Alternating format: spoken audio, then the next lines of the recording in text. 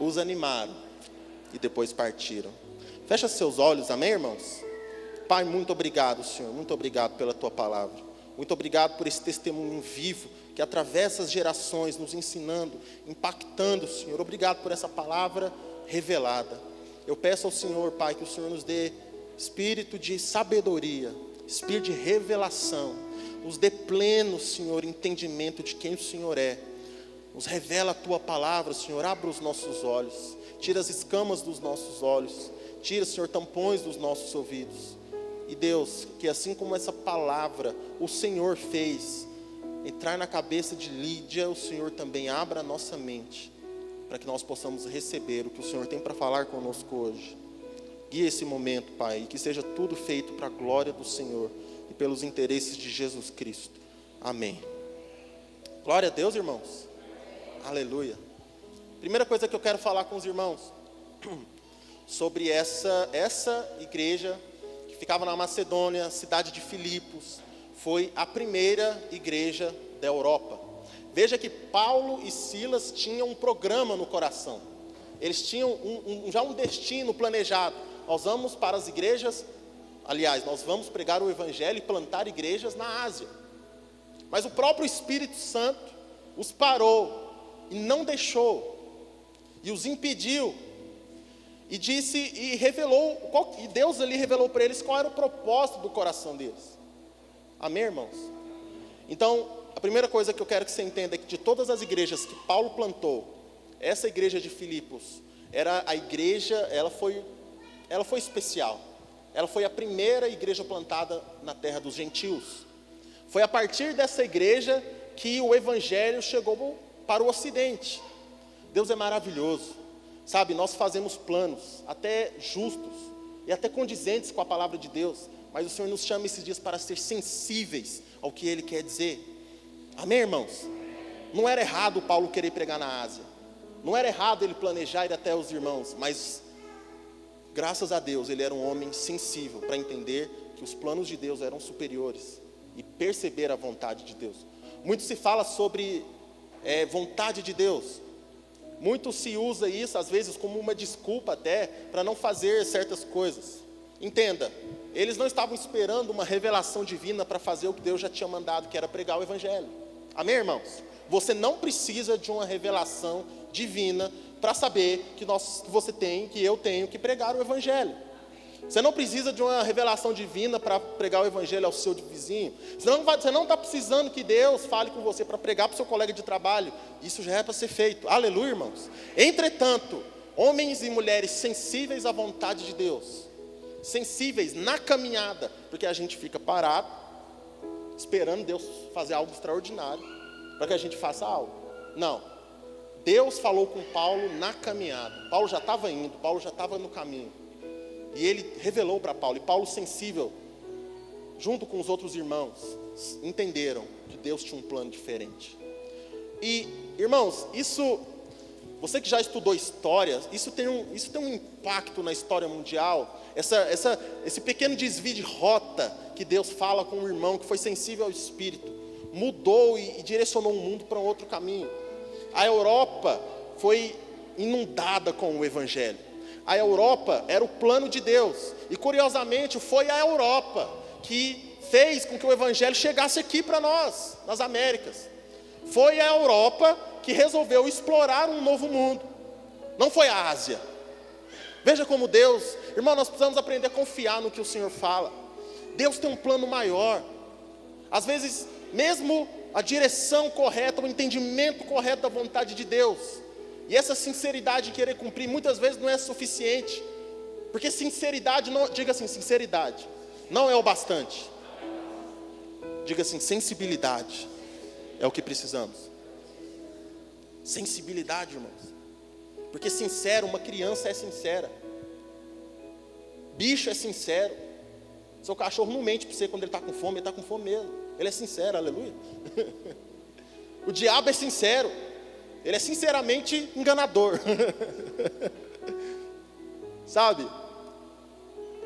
Mas o que eles não são? Sensíveis. Eles não percebem as direções, eles não percebem o ambiente, eles não percebem o próximo, eles não percebem a direção e a vontade de Deus. E esses homens sensíveis, entendendo essa direção, evangelizaram toda a Europa, e até hoje, há lugares na Ásia que não foram alcançados pelo Evangelho, porque o Senhor tinha uma estratégia diferente. Graças a Deus que esses irmãos ouviram, porque graças a essa pequena direção, essa sensibilidade, é que o Evangelho está aqui disponível para nós, porque os europeus evangelizaram toda a América, amém? Glória a Deus. Então guarde essa lição no seu coração. A gente aprende aqui também que a missão, a gente envia missionários, forma missionários, entendendo que nós temos uma missão, mas na verdade, irmãos, nós não temos uma missão, é Deus que tem uma missão.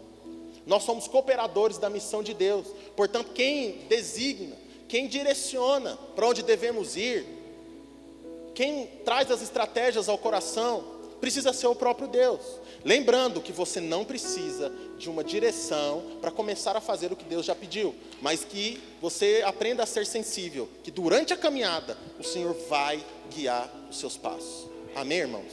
Guarda isso no seu coração. Então Paulo acata essa sabedoria de Deus e vai para a Europa, e a primeira cidade em que ele planta uma igreja é a cidade de Filipos. Então, só por isso a gente já percebe, e no decorrer da carta vocês vão perceber que essa igreja tinha um lugar especial no coração de Paulo. Amém, irmãos? Glória a Deus. Diga assim: Filipos foi a primeira e principal penetração do Evangelho em território gentil. Amém, irmãos? Outra coisa que eu queria dizer sobre isso, uma lição muito importante, é que nem sempre as direções em que Deus nos conduz vão nos levar a um lugar mais fácil. Aleluia, irmãos? Deus vai nos conduzir sempre, e nem sempre isso vai ser fácil. Eu arrisco a dizer que quase nunca vai ser mais fácil. Essa é a minha impressão da minha própria caminhada. Amém, irmãos? Porque às vezes a gente pensa que Deus nos deu uma revelação, uma direção, imediatamente cria-se uma expectativa de que vai ser um caminho privilegiado, um caminho mais fácil. Porque se Deus está conduzindo, nossa, Deus deu a dica de onde está o ouro, né? Então vai ser fácil, vai ser mais tranquilo. Não, irmãos, nem sempre. O pastor Hernandes Dias Lopes fala que nem sempre. Eu arrisco na minha humildade dizer que é quase nunca. Quase nunca vai ser o mais fácil, mas vai ser o destino vitorioso sempre. Amém? Vai ser onde a vontade do que vitorioso, irmãos, é que a gente cumpra a vontade de Deus.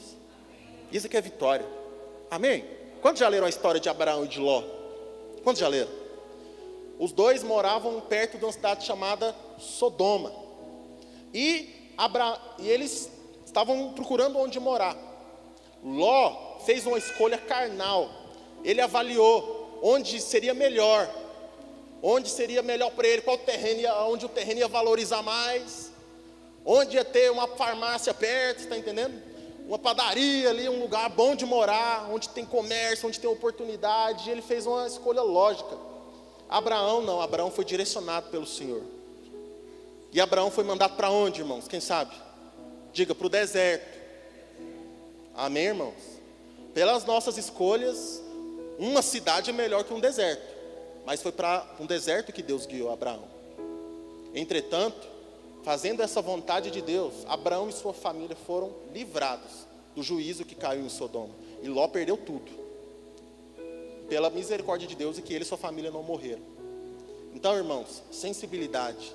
E entendendo que só porque Deus te guiou não quer dizer que para um lugar, não quer dizer que isso vai ser fácil.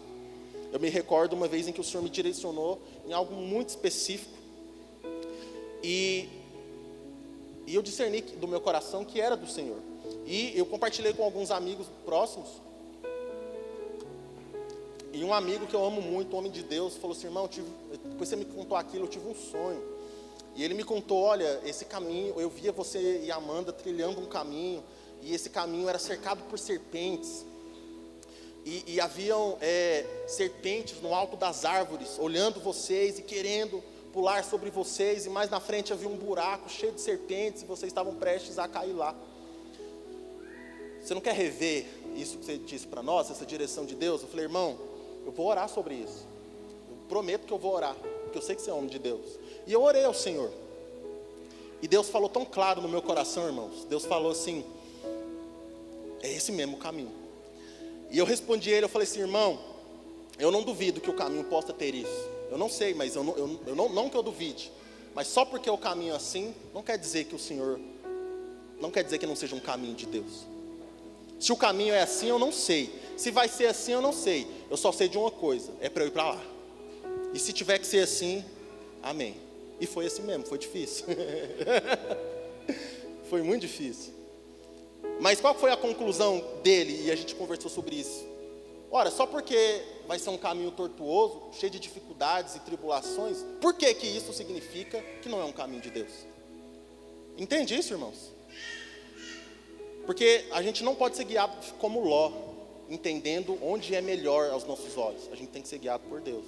Porque esse é um caminho que vai nos edificar e vai nos levar para a vontade de Deus. E isso já é uma garantia de um destino vitorioso. Fazer a vontade de Deus. Amém? E a gente foi por esse caminho. E ele foi tudo isso e mais um pouco. Aleluia. Mas o Senhor estava conosco. E o Senhor nos edificou e nos fez amadurecer sob maneira. Amém, irmãos? Glória a Deus. Segunda coisa que eu quero falar essa noite. Tem uma citação que eu quero ler com os irmãos. Projeta aí, Adriel, a primeira. Isso. Está escrito assim. É o do reverendo Hernandes Dias Lopes. O sofrimento não é incompatível com o sucesso da obra. Muitas vezes, o solo fértil da evangelização é regado por lágrimas, suor e sangue daqueles que proclamam as boas novas. Amém, irmãos? Diga assim: o sofrimento não é incompatível com o sucesso da obra. Aleluia, irmãos? Glória a Deus. Então não crie expectativas, amém? O que mais desanima a gente, quando Deus dá uma direção, não são nem as dificuldades, é a frustração, porque a gente achou que só porque Deus guiou, só porque Deus falou, a gente achou que ia ser as mil maravilhas. E essa frustração é o que mais desanima. O que mais desanimou os discípulos, quando Jesus morreu, não foi nem Jesus ter morrido, foi porque eles acharam que ia ser de outro jeito. Foi porque eles pensavam que Jesus ia fazer um exército de anjos descer, bater nos romanos tudo, ia voltar a ser um reino igual era de Davi. Não era isso. O que frustrou eles e desanimou foi uma expectativa gerada no coração deles. Então seja sensível ao Senhor. Amém? O que te desanima não são os problemas, é a frustração de uma expectativa gerada que não tem nada a ver com o propósito de Deus. Amém, irmãos? Se há frustração no seu coração, que o Senhor possa curá-lo, porque vai chegar uma outra frustração em breve. Então você tem que estar curado, e aí Ele vai te entregar outra. Aleluia, irmãos? E aí você vai conhecendo a vontade de Deus, e você vai descobrir que a sua vontade tem nada a ver com a vontade de Deus. Aleluia. Glória a Deus. Diga assim para o seu irmão: esteja preparado para a próxima frustração. Aleluia. Deus vai te amadurecer nesse processo. Nada motivacional, né? Essas peças. Mas é verdade. Glória a Deus. Segunda coisa, Filipos era um lugar, diga assim, estratégico para se plantar uma igreja. Amém? Glória a Deus. Coloca aqui, por favor, aquele mapinha, Adriel, por favor, para você entender. As Bíblias de estudo costumam ter. Veja ali em cima, o número 20, vocês estão vendo? Ali era Filipos. Apaga um pouco a luz, isso. Deixa só as amarelas aí para o pessoal ver melhor. Deixa só as amarelinhas. Então veja ali, ó, Macedônia, aqui começa a Europa. Amém, irmãos? Daqui para cima, lá onde está Filipos, você veja que a terra termina, ali começa a Europa. Para cá é a Ásia. Então veja que pode deixar a imagem aí. Veja que geograficamente ela era um lugar muito estratégico. Essa cidade de Filipos, ela ficava na divisa entre o Ocidente, a Europa, e o Oriente, a Ásia. Então veja que a soberania de Deus os guiou para esse lugar estratégico, para ser o lugar onde a primeira igreja ia ser plantada. Essa cidade, ela tinha uma circulação de pessoas do mundo todo. Ali era uma rota comercial importante. Veja que ela ficava nesse mar, onde se ligavam os continentes, onde várias cidades se comunicavam. A soberania de Deus os guiou para o lugar mais estratégico, mais favorável, para que o evangelho se espalhasse. Porque uma vez que eles pregavam e plantavam uma igreja ali, todas as pessoas que chegavam ali podiam receber o evangelho, e quando elas voltavam, obviamente, elas instruíam o evangelho nas suas cidades natais. Diga assim: Deus é soberano. Há sabedoria nas direções de Deus. Amém? Não foi fácil para Paulo mas foi uma graça que o Senhor deu para nós, os gentios, do evangelho chegar até nós. Aleluia, irmãos. Glória a Deus, pode deixar isso aí. Depois você lê na sua Bíblia que tem todo o trajeto de Paulo, quando ele estava indo aqui para a Ásia, aí ele volta ali para perto ali de Pérgamo, Troade, navega para aquela ilha ali no 23, Samocrátia, e chega em Filipos. Amém? Glória a Deus. Outra coisa, como eu já disse, eles dominavam a rota entre a Europa e a Ásia. É tão maravilhoso a gente meditar nisso e entender a soberania, que Deus faz tudo no tempo certo. A Bíblia diz que Jesus nasceu na plenitude dos tempos. Sabe, a época que Jesus nasceu foi a época onde o mundo começou a se conectar. Onde o mundo começou um processo ali de globalização. Porque Roma dominou toda a Europa. E para que Roma controlasse toda a Europa, ela abriu caminhos, estradas que facilitassem as viagens, para que ela pudesse supervisionar, colher os impostos, se elas forem atacadas, o exército conseguisse mover rapidamente. E foi nesse mundo conectado por essas estradas que Jesus nasce, e a igreja começa. Para quê? Para que esses caminhos criados por ímpios, para uma dominação própria, servissem ao evangelho, para que o evangelho facilmente começasse a se espalhar. Por isso que Jesus nasceu na plenitude dos tempos. E na plenitude dos tempos, a igreja nasce. E ela nasce para os gentios nesse lugar estratégico. Quantos estão entendendo o que eu estou falando? Amém, irmãos? Essas informações são úteis para que a gente enxergue quantos planos de Deus são mais altos. E quanto é importante estarmos sensíveis na caminhada. Glória a Deus, irmãos. Amém. A segunda citação, também do pastor Hernandes Dias Lopes, pode colocar aí. Ele fala assim: alcançar Filipos era abrir para a evangelização de outras, era abrir caminhos para a evangelização de outras nações. Portanto, nós precisamos usar de forma racional e inteligente os obreiros de Deus e os recursos de Deus. Eu estava vendo o próprio pastor Hernandes comentando que ele conversou com uma missionária que ela estava se preparando para fazer a sua primeira viagem. E aí ela disse que lá onde ela estava fazendo o treinamento, eles abandonaram a estratégia de ir para a Ásia. E você fala assim: poxa, mas a Ásia ali tomado pelos muçulmanos, por essa religião, é difícil de entrar. Por que eles não vão mais lá? Eles perceberam que não era uma boa estratégia. Lá é difícil de entrar, é difícil de pregar. É difícil porque você está ali sendo observado, perseguido. Uma denúncia ali acaba com a sua viagem missionária. E eles discerniram que era muito mais estratégico eles irem para cidades cosmopolitas, ou seja, cidades onde há concentração de muitos povos. Então, inclusive muita gente usa isso de brincadeira, né? Não, vou fazer missões lá em Nova York, lá na Broadway, coisa assim, né? De gente safada, né? E aí, mas o pior é que eles discerniram que era para lá que eles tinham que ir mesmo. Porque há muitos e muitas famílias de muçulmanos vivendo em Nova York. E o que eles pensaram? Poxa, é muito mais fácil pregar para esses irmãos lá. E esses irmãos vão ter muito mais facilidade de ir para os países de origem e levar o evangelho, do que nós que somos estrangeiros. Então veja como é importante, como nós lemos aqui, usar de forma racional os obreiros e os recursos que Deus nos dá. E discernir no Senhor os caminhos que Ele quer nos levar. Amém? Porque o nosso interesse qual que é, irmãos? Qual que é o nosso interesse? Que o Evangelho se espalhe. Amém, irmãos? Quantos estão entendendo o que eu estou falando? Amém? Glória a Deus. Então, rapidamente, só algumas curiosidades também sobre essa cidade de Filipos. Primeiro, ela foi fundada pelo rei Filipe, que era pai do imperador Alexandre o Grande. Foi palco de uma das mais importantes vitórias do exército romano. Por isso que ela foi batizada de colônia romana. E entenda que colônia romana era um privilégio naqueles dias.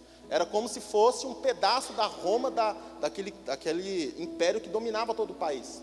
Era uma espécie de green card, amém? Todo mundo quer um green card, né? Todo mundo quer ter o privilégio de morar, a maioria, né? De morar no melhor país do mundo, mais desenvolvido, né? Ganhar na melhor moeda do mundo, mais forte, mais rentável e tudo mais. Era mais ou menos isso que era o privilégio de ser um cidadão romano e de uma cidade se tornar uma colônia romana. Amém, irmãos? Glória a Deus. E isso foi muito providencial para que o evangelho se espalhasse. Inclusive, se você era um cidadão romano como Paulo, você tinha privilégios, como nós lemos aqui no final do texto. Ser um cidadão romano significa que você podia comprar, é como se fosse o green card mesmo. Você tem um green card, você tem todos os direitos civis de um cidadão americano. Você pode comprar terra lá no seu nome, você pode abrir uma empresa, você pode vender terra, você pode construir patrimônio. Era mais ou menos esses os privilégios de ser um cidadão romano. Amém, irmãos? Guarda isso, porque isso também é importante para que a gente entenda depois os eventos aqui da carta. Amém? Terceira coisa que eu quero falar, diga assim: o evangelho chega às pessoas pela graça soberana de Deus. Então, quando Paulo chega com os irmãos, na sua primeira pregação, e ali logo nos primeiros dias, o Senhor já abre a porta para 3 irmãos serem alcançados pelo poder do Senhor. 3 irmãos ali que foram alcançados. Nós temos Lídia, amém? Diga Lídia. Nós temos uma jovem que foi liberta de um demônio, amém? E nós temos o carcereiro. E o que essas 3 histórias têm? É maravilhoso ver que o Senhor alcança 3 pessoas totalmente diferentes, de culturas diferentes, que tinham uma religião diferente, que tinham status sociais diferentes. Um era escravo, outro era um funcionário público, e a outra era uma empresária muito bem sucedida, rica. Isso nos traz algumas lições, e cada um dessas pessoas, Deus os alcançou de forma diferente, de uma forma específica, amém? Primeira coisa então, Deus é quem sempre toma as iniciativas. Irmãos, eu creio na doutrina que fala da graça irresistível, amém? Eu sei que existe doutrina diferente, mas é a que eu creio. Eu creio que nós só somos salvos porque Deus toma a iniciativa. Nenhum de nós poderia escolher a Deus, se antes Ele não tivesse nos escolhido primeiro. Nenhum de nós havia virtude para que a gente entendesse que Deus devia ser escolhido, Deus devia ser adorado. E Deus, porque nós éramos escravos do pecado, assim como esses irmãos. Mas, assim como foram com eles, eu creio que também é conosco. O Senhor nos alcança, uma vez que Ele, no tempo dEle, na soberania dEle, nos atrai. Foi Deus, como nós lemos, Lídia estava ouvindo uma pregação, e a Bíblia diz que ela era uma mulher temente a Deus. E só porque ela era temente a Deus não quer dizer que ela é salva, quer dizer que ela era religiosa, amém? Provavelmente uma prosélita ali, uma pessoa que conhecia os costumes judeus, conhecia um pouco da lei de Deus, mas ela não era salva. Foi preciso que Deus se revelasse a ela, por mais que ela buscasse na palavra santa de Deus, do Antigo Testamento. Se Deus não se voltasse a ela ia continuar sendo apenas uma mulher temente a Deus, que não é salva. Como estão entendendo? E como que Deus alcança ela? Paulo estava pregando, ela estava ouvindo, e suave como uma brisa, a palavra de Deus diz que o Senhor abriu o entendimento dela, e ela chamou Paulo, e ela foi salva, e a sua casa foi salva, e todos foram batizados. Então veja que Deus pode alcançar o coração. Às vezes a gente é tão preocupado, que o Senhor faça aquele mover, aquele fogo, e aquele furacão aqui no nosso meio, porque é só assim. Não, irmãos, uma pessoa religiosa, que me permita dizer, o tipo mais difícil de gente, de ser alcançado pelo Evangelho, são pessoas religiosas, é o mais difícil. Entretanto, ouvindo a mensagem do Evangelho, Deus abriu o coração dela. Aleluia, irmãos. Não subestime jamais momento simples com o Senhor, momento simples numa mesa onde alguém está falando sobre o Evangelho. Não subestime um café que você marca com seu amigo e você fala do Evangelho para ele. Não subestime que em momentos simples assim o Senhor pode salvar uma alma. Não está na sua mão, não está apoiado na sua santidade, não está apoiado no quanto você é fiel nos seus devocionais, embora tudo isso seja importante, mas não está apoiado nessas coisas, está apoiado na vontade de Deus. E Deus escolheu que a vontade dele de salvar pessoas fossem manifestas pela loucura da pregação. Quantos estão entendendo? Então, se há quem pregue, há quem ouve, também há um Deus que abre o coração e as mentes. Amém, irmãos? Não subestime momentos simples do Evangelho. E nem fique frustrado Se você marcou uma reunião e o fogo não desceu do jeito que você esperava. E expectativa vai fazer você ficar frustrado e fazer você desanimar. Amém, irmãos? Glória a Deus. Quando a gente vê então agora a conversão da jovem possessa, era uma pessoa totalmente diferente, era uma escrava, em qual os demônios, diga-se, os demônios, davam para ela revelação, adivinhação. Irmãos, toma cuidado, irmãos. Aleluia. Uma vez eu fiquei assim, indignado e triste, que uma irmã até madura na fé, ficou me contando, tanto que ela ficou impressionada, que ela foi num culto, tinha um irmão lá que adivinhava o CPF. Eu falei assim, e ela falou, não, e ele adivinhou mesmo o meu. E não tinha como ele ir atrás disso. Eu falei, amém. E que proveito teve isso aí para você? Eu não duvido que assim, uma pessoa possa ser ganhada. Mas tem crente que gosta disso. Se tem uma pessoa que não precisa de manifestação, se tem um povo que não precisa desse tipo de manifestação, é nós.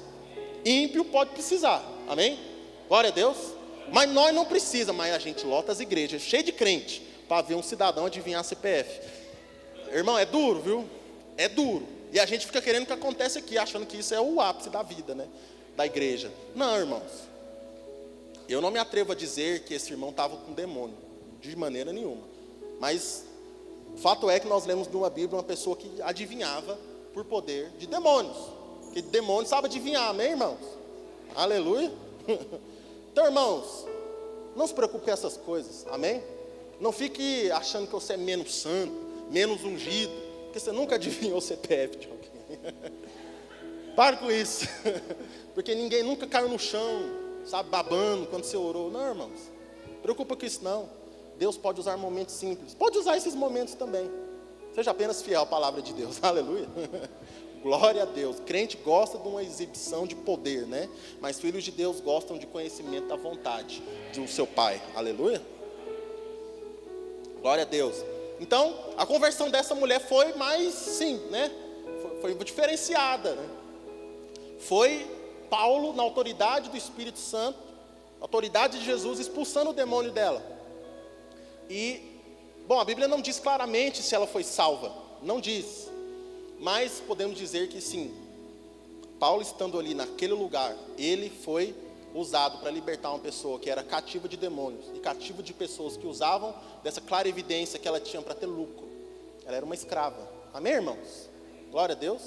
Então o Senhor alcançou ela dessa maneira diferente.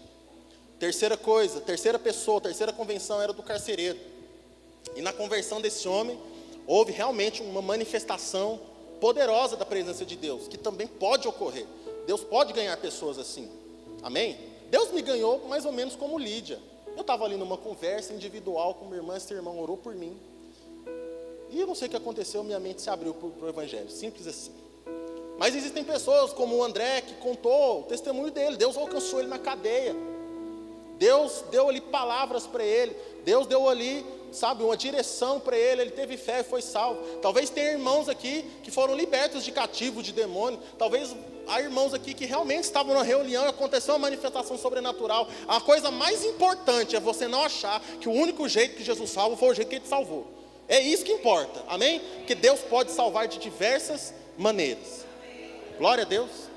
Então na libertação do carcereiro, a gente vê 3 tipos de milagre. A gente vê um milagre físico, um terremoto se abrindo, as cadeias se abrindo, as algemas sendo libertas. Um milagre físico. A gente vê também um milagre moral, porque as cadeias foram abertas e ninguém saiu. Isso é muito doido. Porque prisioneiro com a colher cava o buraco, né? Abre ali cerâmica e cimento e dá um jeito e vai escondendo e consegue sair. Mas Deus abre a cadeia e ninguém sai. Isso para ser um milagre. Amém? É um milagre moral, amém? E um milagre espiritual, que é o maior milagre de todos, irmãos. Se você acha que você nunca viu milagre, é porque você está esquecendo do maior milagre de todos. Algo que é sobrenatural, algo que não havia ninguém no céu, nem na terra, nem debaixo da terra que podia ser feito. Só Deus, só Cristo encarnado podia fazer a salvação de homens pecadores. Esse é o maior milagre. Você pode viver o que for, você pode fazer as mesmas obras que Jesus fez, sua sombra pode ressuscitar morto. Ainda assim, a coisa mais extraordinária que já aconteceu na sua vida foi o seu novo nascimento. Porque Porque para Deus, irmãos, para Deus fazer isso não é nada. É nada, Ele é todo poderoso, tudo está debaixo da autoridade dEle. Mas nem Deus, do jeito que Ele era, podia nos salvar. Do jeito, sabe, que Ele se apresentava ali no começo do Novo Testamento, Ele precisava encarnar, Ele precisava morrer, Ele precisava entregar aquilo que era de mais precioso no universo, no multiverso, na criação, o sangue do seu Filho. Era o único jeito. Não há nada mais sobrenatural que alguém possa viver do que experimentar o novo nascimento. Amém, irmãos? 3 milagres aconteceram para alcançar esse homem.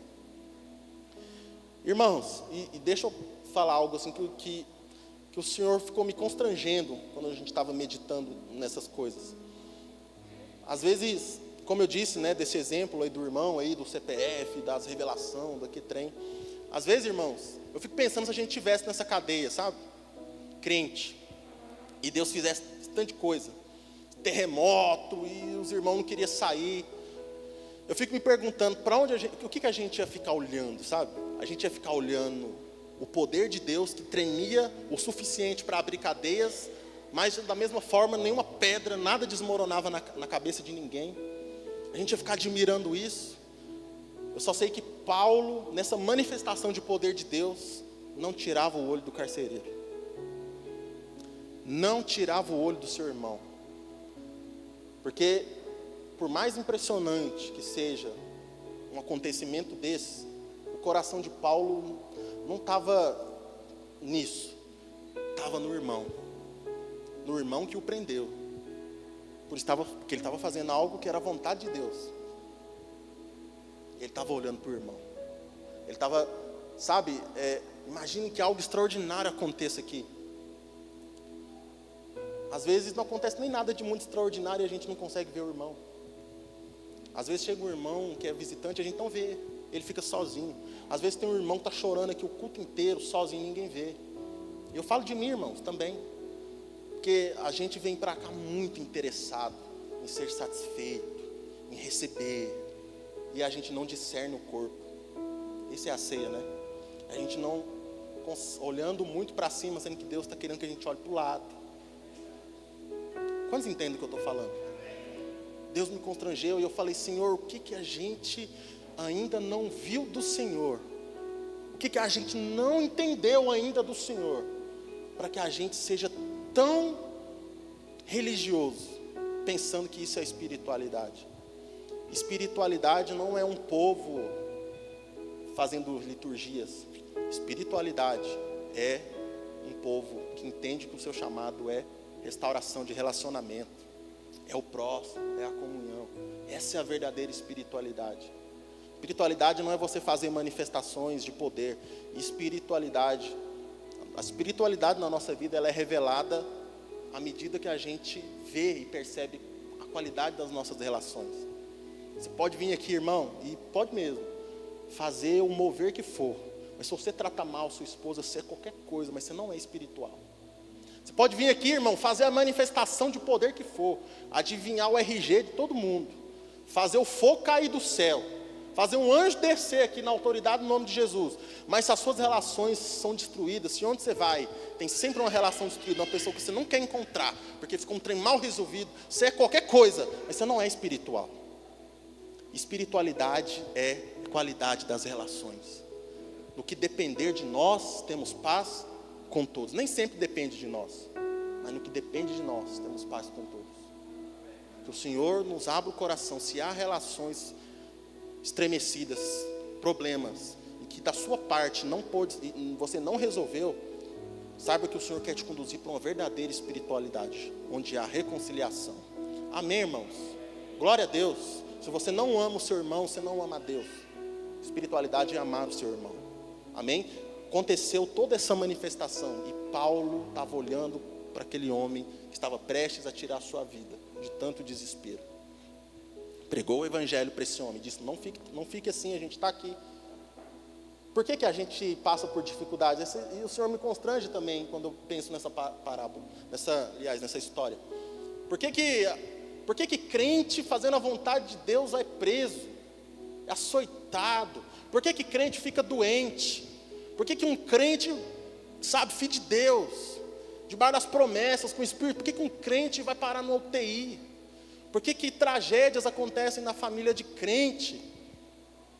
Pregaram para a gente a vida toda que se a gente fizesse tudo certinho, não ia acontecer nada de ruim com a gente, né? Teologia da prosperidade, isso não é de Deus não.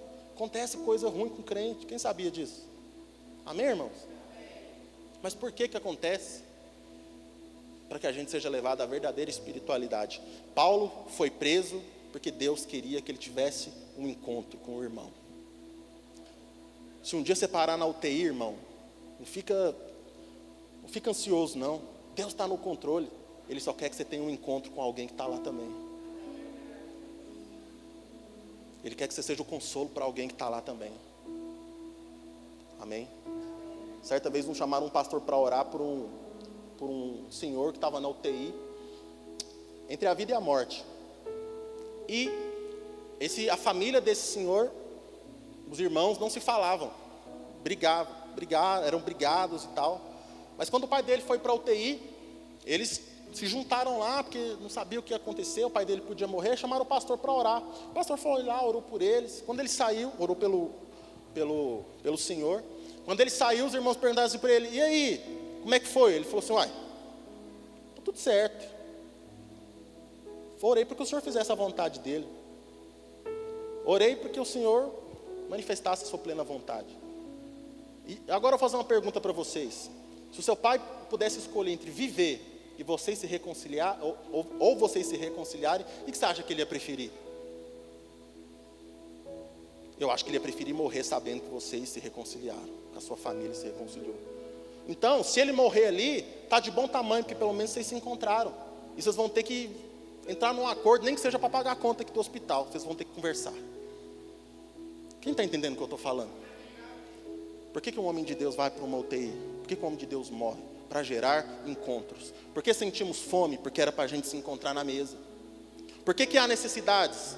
Por que tem gente que tem abundância de recursos e gente que tem falta de recursos? Porque era para esses irmãos se encontrarem.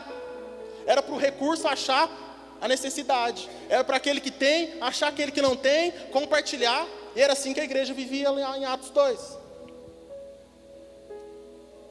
A nossa cidade é a cidade que mais tem, é a cidade com a maior diferença social.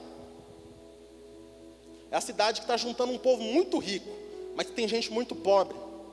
E é a cidade mais evangelizada do país, mas que não revela espiritualidade nenhuma, porque os recursos que o Senhor entrega para alguns não estão encontrando as necessidades dos outros. E a gente não precisa ir muito longe. Há pessoas aqui muito abastadas e há pessoas aqui que passam dificuldades. Era para a gente estar se encontrando. Não era para um estar achando que Deus o abençoou porque ele fez tudo certo, que ele, obedece a palavra dele menino, e quando ele abriu a empresa ele consagrou, por isso que está dando tudo certo.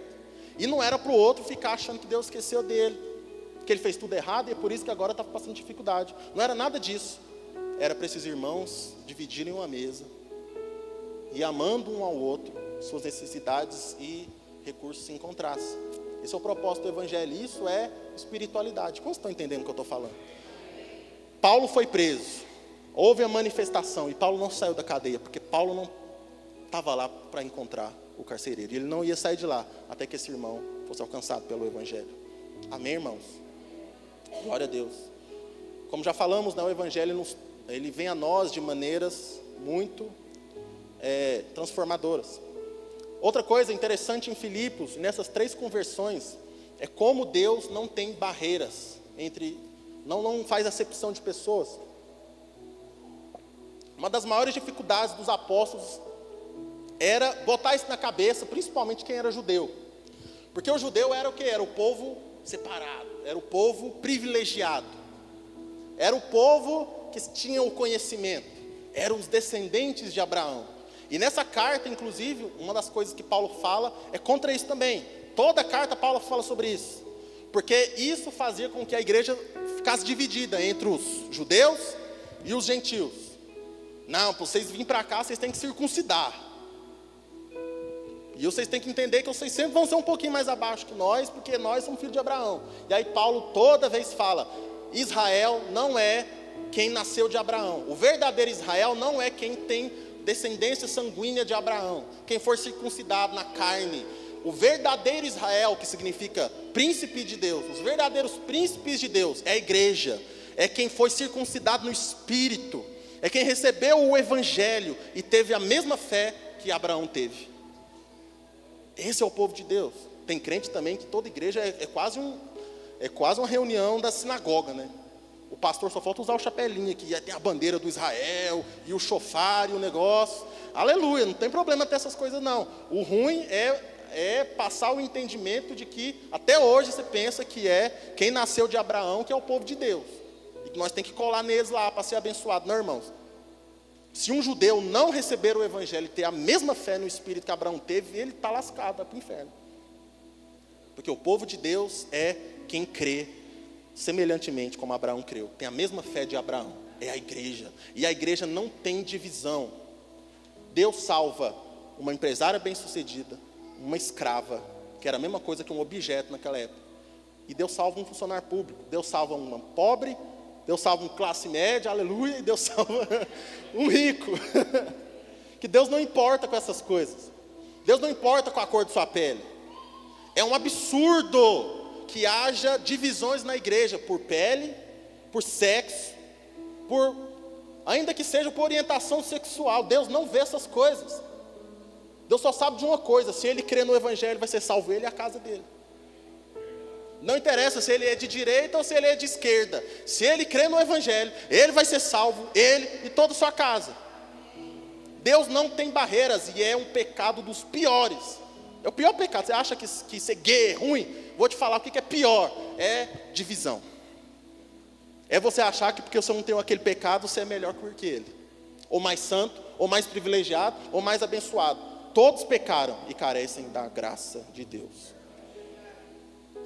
Como eu disse, o religioso é o tipo mais difícil de ser alcançado. Tem mais esperança para alguém que está na lama do pecado, que a gente acha que é mais pecado, né? Do que alguém religioso. Tem menos amarra no coração de alguém que sabe que é pecador do que alguém que pensa que é menos pecador. Que o Senhor possa abrir os nossos olhos. Todo espírito de divisão caia por terra em nome de Jesus. Não cometa esse pecado contra o corpo de Cristo, de dividir por causa de aparência. Deus não olha a aparência, Deus olha o coração. Deus salvou pessoas diferentes, de contextos diferentes. Não foi a ideologia de esquerda que propôs igualdade. Não foi não, foi o Evangelho, muito tempo antes. Foi o Evangelho que disse: não existe homem nem mulher, não existe escravo nem senhor. Nós somos todos irmãos. Nós somos um só, porque nós cremos no mesmo batismo, temos a mesma fé e o mesmo Espírito. Amém, irmãos? Glória a Deus. John Stott fala assim, que você tem mais semelhança com um cara que mora na Antártica, num iglu, do que com seu vizinho, se esse irmão lá da Antártica crê no Evangelho. Amém? Você tem muito mais coisa em comum com um cara que mora na montanha do Tibete, isolado, se ele crê no Evangelho, do que com seu vizinho que torce para o mesmo time, que mora na mesma rua, que come arroz com feijão e piqui. Quantos estão entendendo? Não deixe nenhum tipo de diferença, de ideias, de nada, fazer separação entre irmãos. Não há pecado pior do que esse. A Bíblia diz que Deus detesta muita coisa, mas que Ele odeia facção e divisão. Amém? Quantos estão entendendo o que eu estou falando? Glória a Deus. Como falamos também, Deus alcança pessoas de diferentes formas. Não fique colocando Deus numa caixinha. Amém? Para encerrar, irmãos, nós aprendemos também nessa história que Deus é poderoso para nos sustentar. Diga assim: Deus é poderoso. Não, diga assim: o Evangelho é poderoso para nos sustentar. Então, irmão, se você está debaixo da direção de algo que o Senhor te guiou, e você percebeu na sua sensibilidade, foi para um caminho, está difícil, saiba de uma coisa: você vai concluir essa boa obra que o Senhor te direcionou. Sabe quando Jesus fala para os discípulos assim: vamos lá para o outro lado? Passemos para o outro lado.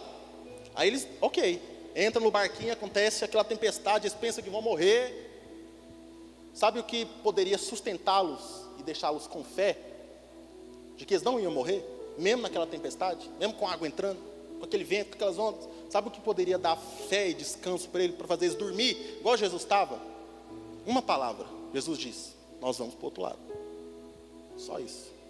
Porque se Jesus disse, eles vão chegar. Amém, irmão? Se Jesus te direcionou a um destino, é uma coisa que é certeza, é que você vai chegar. Você não vai morrer. Você pode dormir. Você pode descansar. Porque você vai chegar no destino em que Deus te mandou ir. Amém, irmãos? Porque os nossos planos se frustram, mas os planos de Deus não podem ser frustrados. Amém, irmãos? Então, esse tipo de fé na palavra, no evangelho, e não confunda, vou falar de novo, cuidado com expectativas que você gerou no seu coração. Isso não é fé. Amém?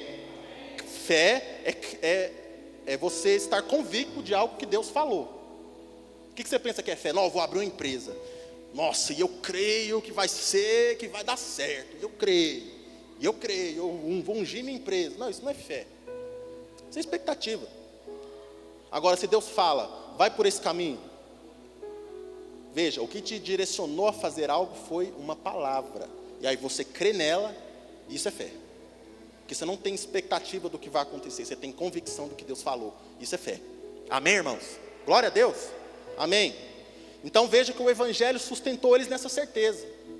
Nós estamos apanhando, nós estamos sofrendo, sendo perseguidos, mas Deus está nos sustentando. Nós temos fé. Nós vamos cumprir a boa obra que o Senhor pediu para que a gente cumprisse. É por isso que eles tinham fé para, com as costas todas ensanguentadas, presos, amarrados, cantassem na prisão. Como a gente cantou aqui a música, né? Cadeias vão estremecer enquanto adoramos. A gente só adora quando a gente está em fé. Amém, irmãos? Glória a Deus. E última coisa, irmãos, para a gente encerrar, vamos só falar aqui rapidamente os assuntos dessa carta. Não vou me destrinchar em nada disso, só vou citar para você entender o panorama, que a gente vai falar com muita calma cada um deles. Amém? Glória a Deus. Algumas pessoas consideram essa carta uma das mais belas do Novo Testamento. É uma carta que transborda alegria. Paulo fala de alegria, alegrai-vos 16 vezes, numa carta de 4 capítulos.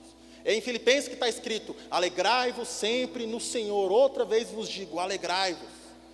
É em Filipenses que está escrito, completem a alegria do meu coração, tendo uma só forma de pensar, semelhante a Jesus Cristo, que se esvaziou e tal. Eu me alegro com a vida de vocês, 16 vezes. Bem diferente de Gálatas, né, que Paulo estava irado. Paulo estava indignado. Nessa carta, ele está alegre. E ele está querendo dividir essa alegria com os irmãos, na esperança que há no Evangelho. Amém, irmãos? Essa carta foi escrita onde? Essa é uma das cartas da prisão, que Paulo escreve quando está preso. E aí você entende o quanto o Evangelho sustenta, pode nos sustentar, se nós crermos nele, e nos agarrarmos ao que o Evangelho diz. Paulo estava preso e escrevendo para os irmãos, alegrai-vos sempre no Senhor. Outra vez eu os digo, alegrai-vos. Não desanimem, se alegrem na comunhão, completem a minha alegria. Sabe, irmão, não importa o que você está passando, o Evangelho pode te sustentar em alegria. Amém? Vai ser um momento muito precioso essas próximas semanas, que o Senhor vai nos inundar com alegria. Sabe, que o Senhor vai nos inundar com a alegria que há na verdadeira esperança que há no Evangelho. Não falte nenhum domingo. Não deixe de estar à mesa com os irmãos. Se você é um anfitrião do Fluir dos Lares, não deixe de chamar para esse momento intencional da mesa. Você quer o material que eu tenho? Eu mando. Você quer que eu indique o livro para vocês lerem junto? Eu tenho. Eu mando o esboço, mas sentem na mesa. Amém, irmãos? Repartam esse pão. Vai ser um tempo precioso. Eu sinto isso no meu espírito. Amém? Compartilhe, escute. Está conseguindo gravar, Adriel, a mensagem? Escuta no YouTube de novo. Amém? Leia todos os dias 4 capítulos pequenininhos, mas cheios, vão transbordar o seu coração de alegria e de esperança. Esses dias tão difíceis, onde a gente deixou o nosso coração se apoiar em homens, em governos, em políticos, em ideologia política. Tudo isso é frustrante. Tudo isso é frustrante, porque a gente descobre que aquele político lá é safado igualzinho o outro, roubou também, sabe? É trombadinha do mesmo jeito. Esperança em homens é frustrante, mas esperança no Evangelho é que te dá alegria plena, porque o Evangelho não falha. E ele é o poder de Deus para a salvação de todo aquele que crê. É no Evangelho em que nós ficamos triunfantes de alegria. Amém, irmãos? Quantos creem nisso? Amém? Glória a Deus. Então essa carta foi escrita da prisão. Paulo esteve preso 3 vezes, em 3 lugares diferentes. Uma delas foi em Roma. Em Roma ele foi preso 2 vezes. Essa vez foi entre o ano 60 e 62 depois de Cristo. E a segunda vez que ele foi preso em Roma foi quando ele já sabia que ia ser condenado, que ia ser morto, ele já estava esperando o martírio. A gente sabe que essa foi na primeira vez que ele foi preso, porque ele está esperançoso ainda de ver os irmãos. Ele fala, nossa, meu coração se enche de alegria, porque eu sei que eu vou reencontrar vocês. Ô irmão, deixa eu te falar uma coisa, a marca de um filho de Deus é que ele ama a comunhão. Eu não dá conta de ficar sem. Como foi difícil a pandemia, porque a vontade da gente vir para cá e abraçar uns aos outros, eu até fiz umas bobeiras, teve um dia que eu peguei a ceia, falei, pega aí, dá para o seu irmão, estava na pandemia, eu falei, ô Jesus, eu esqueci. Mas é porque essa é a vontade que a gente tem, sabe, de estar junto. Isso é uma marca dos filhos de Deus, isso é espiritualidade. É muito mais espiritual você estar com os irmãos do que você estar sozinho no seu quarto, ainda que você esteja lendo a Bíblia. Não estou desmerecendo, você tem que fazer isso. Para quê? Para que você tenha o que partilhar na comunhão. Você não chega lá, eu não tenho nada para a mesa. Não, você vai ter palavra, você vai ter revelação. Mas para quê? Para você ser um cara entendido, cheio de conhecimento e arrotar a teologia? Não, você compartilhar. Amém? Glória a Deus. Amém. E por que essa carta foi escrita? Primeira coisa, diga assim, para agradecer a generosidade dos filipenses. Essa é a igreja que mais cuidou de Paulo. Paulo nem estava mais lá, Paulo estava cuidando de outras igrejas. E os filipos estavam mandando recursos, mandando oferta. Sabe, Paulo passando dificuldade, que tinha igreja que ele estava lá cuidando, plantando, e a igreja não dava nada para eles. Que é a igreja de Corinto, igreja pão dura. Onde todo mundo tinha um dom, você acredita? Em Coríntios, todo mundo tinha um dom. Todos os dons espirituais da Bíblia tinham em Coríntios, e eles não tinham capacidade de ofertar na vida de quem estava pregando o evangelho e cuidando do coração deles. Mas os filipenses, onde não é citado que eles têm dom, que fazia isso ou aquilo, os filipenses mandavam sempre ofertas para Paulo, para sustentar o seu ministério. Amém, irmãos? A gente não pode ir para nenhum extremo. Tem gente que se aproveita do evangelho para ganhar dinheiro, e a gente, pensando nisso, também é pão duro, às vezes, com gente que às vezes precisa viver para sustentar. Gente, deixa eu falar uma coisa, sabe tanto dá trabalho fazer uma pregação? É uma semana, meu irmão, estudando, virando tarde. Por isso que Paulo diz, é digno que o trabalhador receba pelo seu salário. Ele fala isso para os coríntios. Ele fala assim, olha, se eu cobrasse de vocês, eu não estaria errado não. Porque é digno que um trabalhador, eu estou trabalhando por vocês, é digno que eu receba o salário. Entretanto, eu não os constranjo a me dar nada. Paulo não aceitou nada deles. Paulo cuidava deles e depois tinha que arrumar tempo para trabalhar fora, para poder sustentar as suas necessidades básicas. Mas graças a Deus, e ele é que ele agradece muito, porque a igreja dos filipenses estavam sempre mandando recursos para sustentar o trabalho do apóstolo de levar o evangelho. Amém, irmãos? Então, uma das razões que essa carta foi escrita é Paulo agradecer a esses irmãos. Tem um lugar especial no coração do apóstolo. Amém? Amém, irmãos? Glória a Deus. Outra razão pela qual a carta foi escrita, Paulo, para que ele alertasse a igreja contra alguns problemas, como quebra de comunhão. Como falamos, essa é uma carta que vai nos exortar muito à comunhão, por isso que vai ser precioso esse tempo. Amém? Eu não sei quantos irmãos lembram, mas o Senhor tem falado no meu coração que a gente vai chegar num novo nível de comunhão. Nesse lugar aqui, onde a gente não vai se encontrar só passar uma carne, sabe? Só para divertir, só para jogar um boliche, só para jogar uno. Amém? Isso é de Deus. Mas o Senhor vai nos levar para um nível também mais profundo, onde a gente vai começar a dividir a nossa vida, onde a gente vai começar a deixar coisas da intimidade na mesa, confessando uns aos outros, cuidando uns dos outros, porque isso é que é família. Amém, irmãos? Nós sabemos que nós somos constrangidos e desafiados pelo nosso próprio nome a ir para esse lugar, mas a gente sabe também que a gente não está lá ainda, mas a gente tem um coração que quer ir para lá. Amém? Isso não é fácil. É mais fácil encher uma igreja do que construir uma família. É mais fácil lotar um galpão com 10 mil pessoas do que gerar uma família. Isso é que é desafiador. Mas o Senhor vai nos levar para lá. Amém? Amém, irmãos? Eu creio nisso. E eu creio que o Senhor vai começar nessa carta, através desse tempo de meditação, que esse é um dos assuntos principais da carta, que os irmãos não quebrem a comunhão. A última citação que eu vou colocar aqui para a gente encerrar, e a gente ir para a ceia, coloca aí, Adriel, a terceira, do pastor J.A. Moyer, não sei ler isso aqui não, muito difícil falar isso. Fala assim: Paulo os lembra que eles estão em Cristo, e que o amor do Pai foi derramado sobre eles, e que pelo Espírito a eles foi dado o dom da comunhão. Irmão, comunhão é um dom. Diga assim, comunhão é um dom do Espírito. Amém? E foi-lhes dado o dom do Espírito, o dom da comunhão. Essa obra trinitária, ou seja, uma obra da Trindade, que fez deles quem são. Viver em desarmonia em vez de união é um pecado contra a obra e a pessoa de Deus. Essa é uma das exortações que Paulo faz. Estavam começando a ter divisão, tinha irmãs da mesma casa que estavam brigadas. Nós vamos ver tudo isso.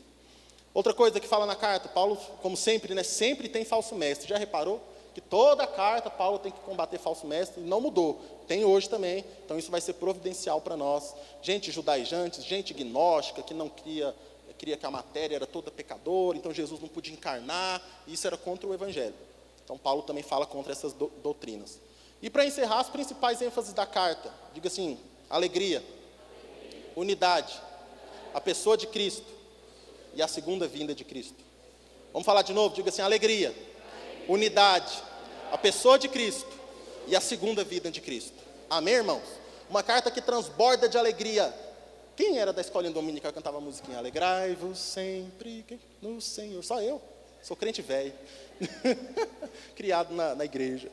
Alegrai-vos no Senhor. Esse é um versículo que está em Filipenses. É uma carta que chama os irmãos para a unidade. E como que Paulo explica para os irmãos que eles mantêm a unidade? Lá no capítulo 2 ele fala assim: tenham a mesma forma de pensar que Cristo. Não façam nada por interesse pessoal, mas considerem os outros mais importantes que você. Isso não é nada coach, né? Mas é o que a Bíblia diz. Eu já preguei isso num casamento. Os irmãos não gostaram, não. Que eu falei para a esposa assim: sabe como é que você vai manter a unidade com seu marido? Você vai tratar ele como alguém superior a você. A mulher me arregalou o olho assim. Eu juro para você. Como é que é isso aí? Eu falei: sabe como é que você vai manter a unidade com a sua esposa, meu filho? Você vai tratar ela como alguém superior. Não é que ela é superior, mas você vai tratar como se fosse. Não é que ele é superior, mas você vai tratar ele como se fosse. Isso gera unidade. É aqui que Paulo fala isso. Filipenses 2. Ele sempre nos exorta E vocês vão ver, irmãos, eu tenho certeza que vocês vão pensar isso. Quando a gente falar sobre isso, eu falar assim: mas ninguém faz isso aí não. O povo de Deus a faz. Amém? Amém? Aleluia. Humildade é você colocar o interesse dos outros na frente do seu. É você lembrar do outro de tal forma que você esqueceu de você. Isso é humildade, sabia? Amém? Outro foco que eu falei já, né? A pessoa de Cristo. É uma carta onde a gente vai ter uma exposição da cristologia, que a gente chama na teologia, né? Da pessoa de Cristo. Os atributos únicos de Cristo. Também vamos falar sobre isso. E por fim, é uma carta que fala também bastante sobre a volta do Senhor Jesus. Essa é uma carta que ela faz com que a nossa escatologia seja saudável. O que é uma escatologia saudável? É aquela que não está preocupada se ele vem antes ou depois da tribulação. É aquela que não está muito preocupada se vai ter milênio ou se não vai ter milênio. Sabe? Não é aquela que está preocupada em caçar o anticristo. Isso não é uma escatologia saudável. A escatologia saudável é que, apesar das nossas dúvidas e divergências teológicas sobre esses detalhes, a coisa mais importante na escatologia é: Cristo vai voltar. E todo cristão crê nisso. Pode ser amilenista, pré-milenista, do jeito que for. Todo próprio, que fala, pré-tribulacionista, e por aí vai. Todos os cristãos creem que Jesus vai voltar. E uma escatologia saudável é quando a gente traz isso à memória e gera uma santa expectativa de que a qualquer momento o Senhor vai se manifestar e Ele vai concluir a boa obra que Ele começou no seu povo, vai restaurar toda a criação, vai colocar todos os reis de joelho e vai governar sobre a terra. Amém? E o céu vai descer sobre a terra. O crente não vai para o céu, ele volta, mas o céu vai vir para a terra. É isso que a escatologia saudável nos faz ter esperança. E essa esperança é que nos dá verdadeira alegria. Amém, irmãos? Fica de pé onde você está, os irmãos do louvor, por favor, venham. Quem for servir a ceia, já se posiciona. Deixa só a luzinha amarelinha ligada, fecha seus olhos. Tem uma palavra de oração aí agora, nós já vamos ceiar. Eu queria que cantasse aquela canção, Vitorioso És.